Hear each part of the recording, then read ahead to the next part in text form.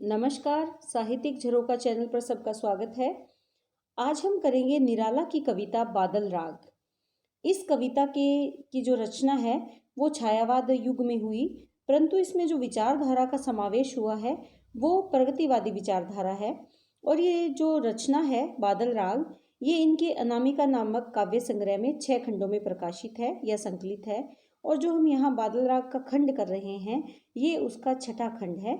इस कविता के माध्यम से बादलों को संबोधित कर रहे हैं, उन्हें क्रांति का दूत माना है और कवि उनसे कहते हैं कि वो ऐसी ऐसी पलावन करे या इस प्रकार से बदलाव लाए या क्रांति करे जिससे कि समाज में बदलाव लाया जा सके, परिवर्तन लाया जा सके। तो आइए इस कविता की व्याख्या प्रारंभ करते हैं। यहाँ पर कवि क्या कहते हैं? तिरती है समीर सागर पर। तिरती है अर्थात तैरती है। क्या तैरती है? समीर, समीर रूपी सागर पर। जो हवा का सागर बहता है उस पर क्या तैरते हैं? बादल तैरते हैं। और बादल क्या है? क्रांति लाने वाले। क्योंकि बादल को संबोधित करते हुए कविता की रचना की गई है, तो यहाँ पर कवि क्या कहते हैं? क्रांति लाने वाले बादल को संबोधित करते हुए कहते हैं कि तुम हवा रूपी सागर पर, समीर सागर यानी हवा रूपी सागर पर उसी प्रकार तैर रहे हो जिस प्रकार से अस्थिर सुख पर दुख की छाया। जिस प्रकार से इस संसार में जो अस्थिर सुख है उन पर हमेशा दुख की छाया मंडराती रहती है, दुख की छाया उन पर तैरती रहती है या दुख की छाया उस पर बनी रहती है, बिल्कुल उसी प्रकार तुम भी इस हवा रूपी सागर पर तैर रहे हो। और तुम्हें क्या करना है? जग के दग्ध हृदय पर, जग यानी संसार के, दग्ध अर्थात दुखी या जले हुए हृदय पर, हृदय यानी मन पर निर्दय विप्लव की प्लावित माया।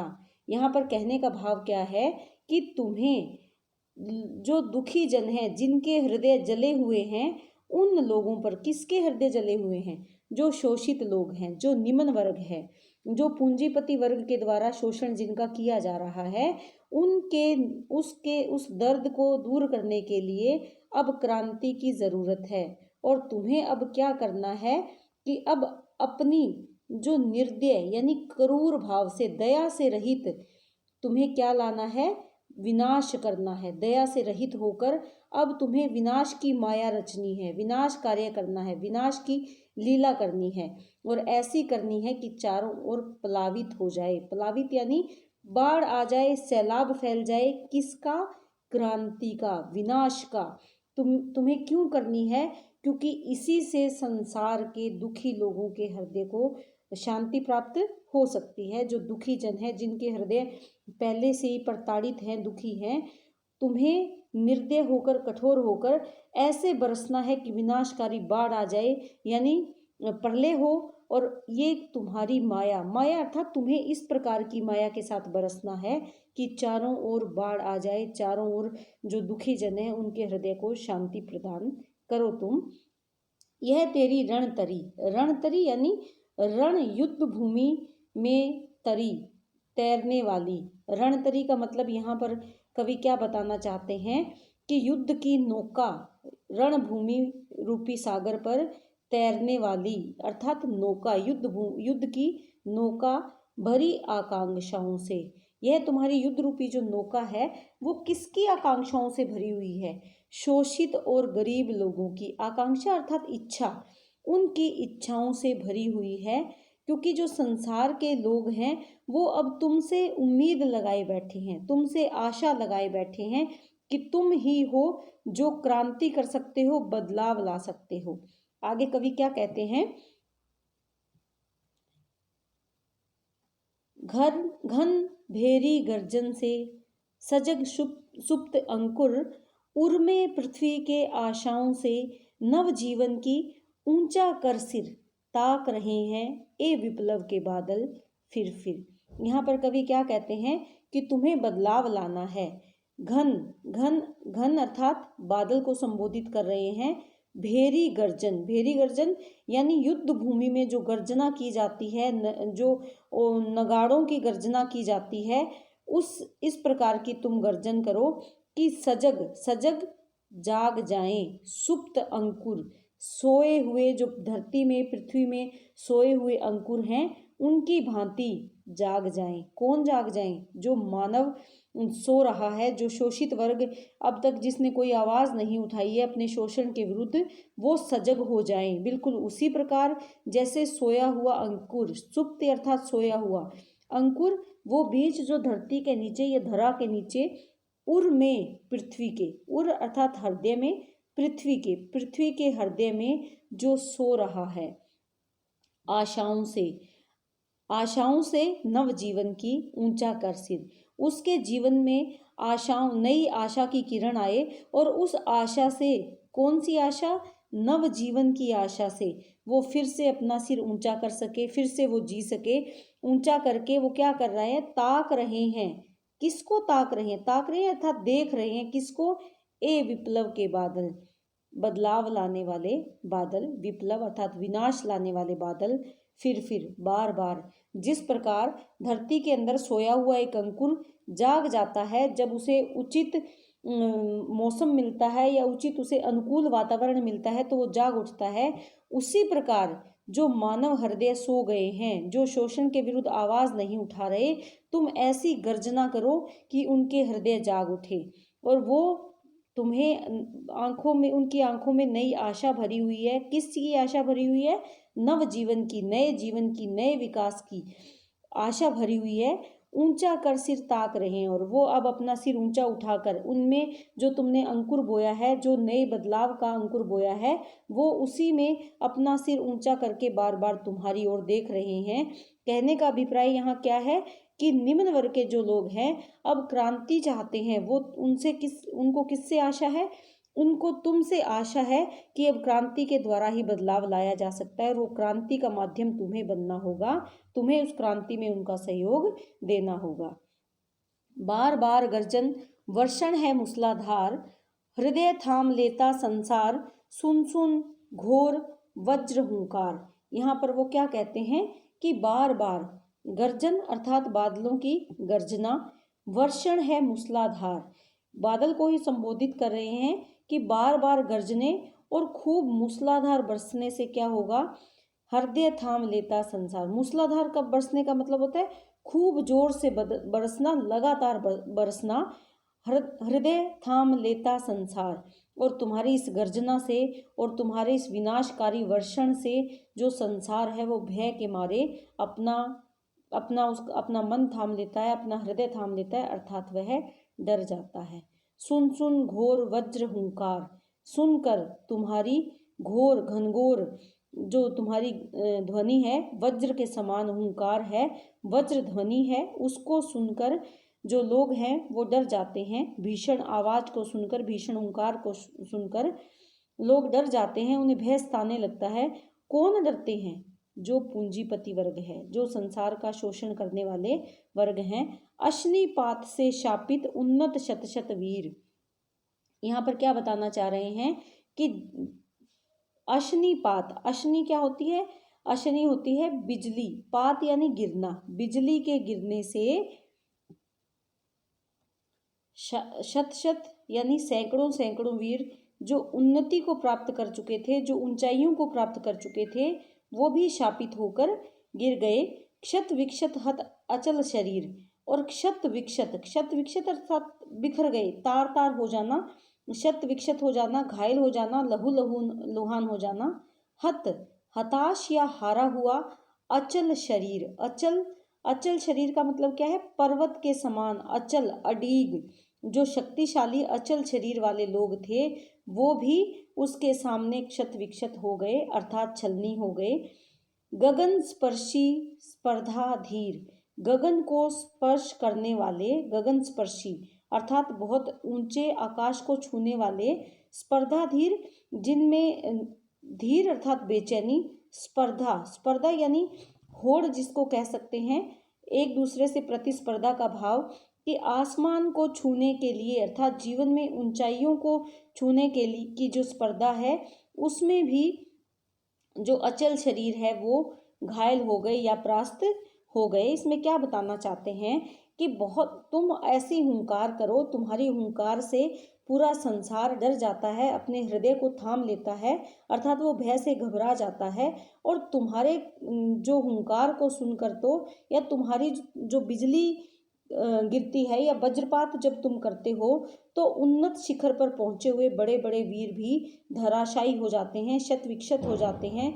गगन को स्पर्श करने की जो उनमें स्पर्धा है, ऊंचाई को छूने की जो उनमें स्पर्धा है, वो भी तुम्हारे सामने पराजित हो जाते हैं, अर्थात उनका विनाश हो जाता है। किससे कह रहे हैं? बादल को कह रहे हैं। बादल के माध्यम से क्रांति लाना चाह रहे हैं। लेकिन हंसते हैं छोटे पौधे लघु भार। बड़े बड़े तो विनाश, बड़ों का तो विनाश हो जाता है, लेकिन छोटे पौधे लघु भार, हल्का बोझ लिए हुए, जिन पर भार बहुत ज्यादा नहीं है, हल्के हैं, वो हंसते हैं। सस्य अपार।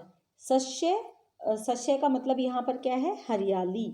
सस्य श्यामला। सस्य अर्थात हरियाली अपार, और उनके वो चारों ओर हरियाली फैलाने वाले छोटे छोटे पौधे हंसते हैं, मुस्कुराते हैं। आपने कभी देखा होगा कि जब बहुत भयानक अंधकार या आंधी आती है तो बड़े बड़े पेड़ अपनी जड़ों से उखड़ जाते हैं, टहनियाँ टूट जाती है, लेकिन जो बिल्कुल छोटे छोटे पौधे खड़े रहते हैं ज़मीन पर, वो उनका कुछ भी नहीं बिगड़ पाता। वो उसी प्रकार हरे भरे अपनी हरियाली बिखेरते हुए नजर आते हैं। वही बात इसमें समझाना चाहते हैं। वो चारों ओर हरियाली बिखेरते हुए हिल हिल खिलखिल हाथ हिलाते तुझे बुलाते, कि आपस में वो हिलते मिलते हाथ हिलाते हैं, खिलखिलाते हुए संकेत देते हैं और तुझे अपने पास बुलाते हैं। विप्लव रव से छोटे ही हैं शोभा पाते। और क्या कहते हैं कि तुम्हारे विप्लव से, तुम जो विनाश करोगे, इस विनाश के स्वर से छोटे ही हैं शोभा पाते, कि विनाश के स्वर से क्या होगा? जो छोटे हैं, जो लघु हैं, वो शोभा पाते हैं, शोभायमान होते हैं। यहाँ पौधों की तुलना किससे की गई है? निम्न वर्ग के लोगों से।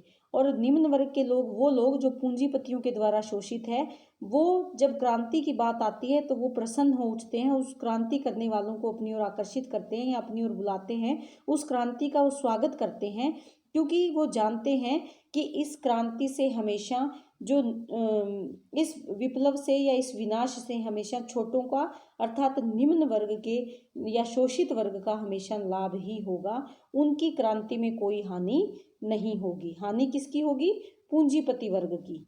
तो यहाँ पर उन निम्न वर्ग के बारे में बताया है जो क्रांति से प्रसन्न होते हैं।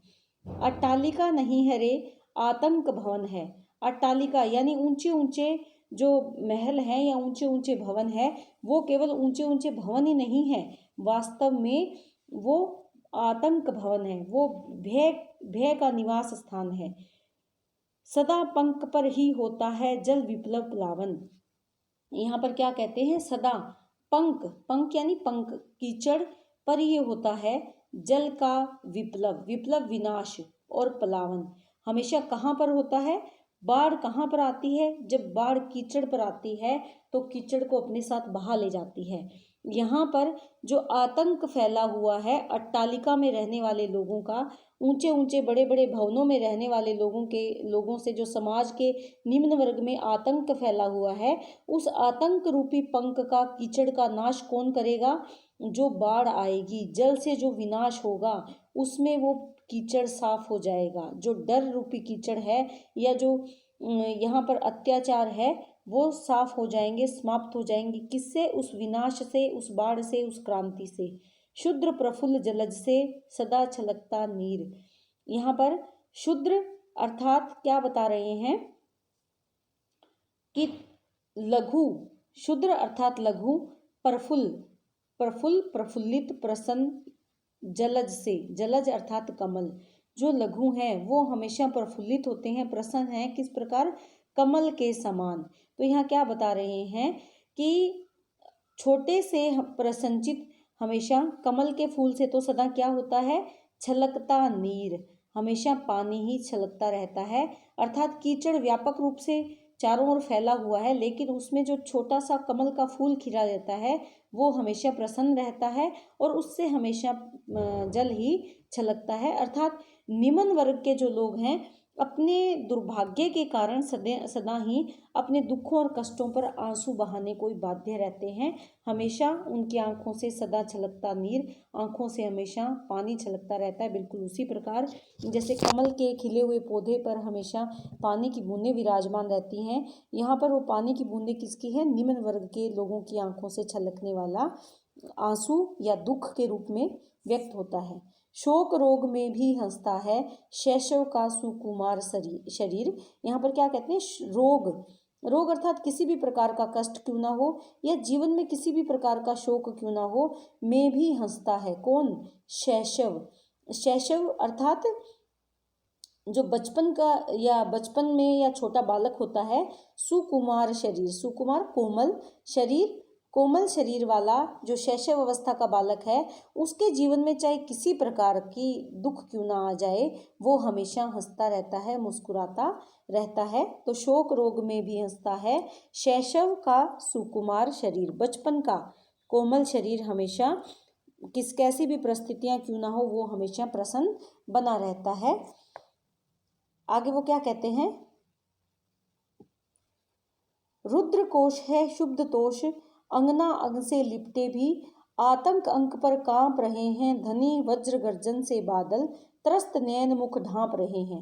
यहाँ क्या बताना चाहते हैं कि हालांकि समाज के जो उच्च वर्ग के लोग हैं, उन्होंने गरीबों का खून चूस चूस कर या निर्धन जनों पर अत्याचार कर करके रुद्र कोश है, कोश यानी खजाना क्या कर लिया है? रोक लिया है, भर लिया है। किससे?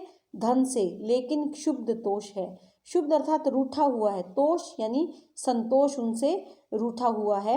माना कि उनके पास कोष तो भरे हुए हैं, धन तो बहुत है, लेकिन संतोष नहीं है, शांति नहीं है।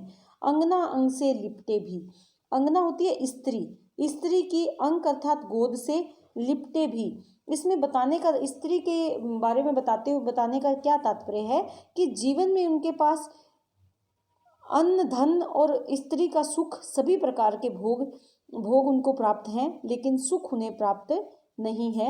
आतंक अंक पर कांप रहे हैं, आतंक अंक अर्थात वो कांप रहे हैं, उनके हृदय में बहुत ही अधिक डर व्याप्त है। अर्थात आतंक भय के कारण अंक गोद पर कांप रहे हैं कि वो उनके पास धन है, स्त्री है और वो भोग में अपना जीवन व्यतीत करते हैं, लेकिन फिर भी भय के कारण वो हमेशा कांपते रहते हैं, डरे रहते हैं। घनी वज्र गर्जन से बादल, कि तुम ऐसी घनघोर कठोर गर्जन करो, हुंकार भरो से बादल, हे विनाश के बादल, क्रांति करने वाले बादल, तुम ऐसी घोर गर्जना करो। त्रस्त नैन मुख ढांप रहे हैं, तुम्हारी गर्जना से त्रस्त होकर, दुखी होकर नैन मुख अपनी आंखों को और अपने चेहरे को ढांप रहे हैं अर्थात ढक रहे हैं, अपना मुंह छिपाने का वो प्रयास कर रहे हैं। कौन प्रयास कर रहे हैं? जो पूंजीपति या उच्च वर्ग के लोग हैं, क्योंकि वो बहुत ही ज़्यादा भयभीत हैं और अब वो डरे हुए हैं। इस प्रकार के भाव यहाँ व्यक्त किए गए हैं। आगे कवि क्या कहते हैं? जीर्ण बाहु है शीर्ण शरीर, तुझे बुलाता कृषक अधीर। जीर्ण बाहु अर्थात जर्जर अवस्था में उनकी भुजाएं हैं, बाहु अर्थात भुजाएं हैं। शीर्ण शरीर, शीर्ण अर्थात कमजोर, दुबला पतला उनका शरीर है। कहने का अभिप्राय क्या है कि उनकी भुजाओं में अब बिल्कुल भी ताकत नहीं है, उनका शरीर बिल्कुल ही शीर्ण हो गया है, कमजोर हो गया है। अब तुझे बुलाता, अब तुम्हें बुला रहा है हे क्रांति के दूत बादल, कृषक अधीर होकर। जो किसान या कृषक वर्ग है, जो गरीब वर्ग है, मेहनत मजदूरी करने वाला वर्ग है, वो अब अधीर हो चुका है, अब व्याकुल होकर वो तुम्हें बुला रहा है। हे विप्लव के वीर, हे बाढ़ लाने वाले, विनाश करने वाले, क्रांति करने वाले वीर बादल, तुम्हें वो बुला रहा है। चूस लिया है उसका सारा, हाड़ मात्र ही है आधार। केवल हाड़ मात्र ही उसका जीवन का आधार बचा है, अर्थात उसके शरीर का ढांचा केवल हाड़ के रूप में बचा रह गया है। उसका खून और मांस सब चूस लिया है। पूंजीपति वर्ग ने निम्न वर्ग के लोगों का बहुत बुरी तरह से या बहुत ज़्यादा शोषण किया है। अब केवल हड्डियां मात्र या हड्डियों का ढांचा मात्र ही उनके शरीर का आधार बचा है। ए जीवन के पारावार, कि हे जीवन के पारावार, अर्थात पारावार क्या होता है? समुद्र। समुद्र कि हे जीवन से भरे समुद्र, जीवन से ए जीवन के पारावार अर्थात जीवन के समुद्र या जीवन अमृत से भरपूर समुद्र, तुम आओ और उनका दुख दूर करो, उनको नव जीवन प्रदान करो। जो कृषक है, जो किसान वर्ग है या जो निम्न वर्ग है, जो मजदूर वर्ग है, वो तुम्हें बुला रहा है। तुम आओ और उनको नया जीवन प्रदान करो। कि हे जीवन देने वाले पारावार, जीवन के सागर, कृषक वर्ग या जो निम्न वर्ग है, शोषित वर्ग है, वो तुम्हें बुला रहा है। तुम आओ और उनके जीवन में बदलाव करो या क्रांति, समाज में क्रांति लेकर आओ। तो इसमें एक बादल के माध्यम से क्रांतिकारी विचारों का समावेश या लोगों तक पहुंचाने का प्रयास किया गया है, ताकि क्रांति के माध्यम से समाज में बदलाव लाया जा सके। पूंजीपति और जो शोषित वर्ग है उसके बीच में जो बहुत बड़ी खाई आ गई है, जो पूंजीपति वर्ग द्वारा सामान्य मानव के साथ बुरा बर्ताव किया जाता है, उसमें बदलाव लाया जा सके। तो यहाँ पर जब हमने इस कविता की व्याख्या करी है तो देखा कि जो बोली है वो खड़ी बोली हिंदी है और तत्सम और तद्भव शब्दावली का सुंदर इस्तेमाल इसमें किया है और उत्तेजित करने वाली कविता है, अर्थात ओज गुण की प्रधानता है। शब्द शक्ति के रूप में व्यंजना शब्द शक्ति की प्रधानता है। अनुप्रास और पद्यमैत्री अलंकारों का सुंदर प्रयोग किया गया है। और यहाँ पर कवि बादल को संबोधित कर रहे हैं, तो यहाँ संबोधनात्मक शैली का प्रयोग हुआ है। दृश्य भी बहुत सुंदर है, जब हम पढ़ते हैं तो हमारी आंखों के सामने एक दृश्य उपस्थित हो जाता है। तो उम्मीद करती हूँ कि कविता की ये व्याख्या आप बहुत अच्छे से समझ पाए हैं। बहुत बहुत धन्यवाद।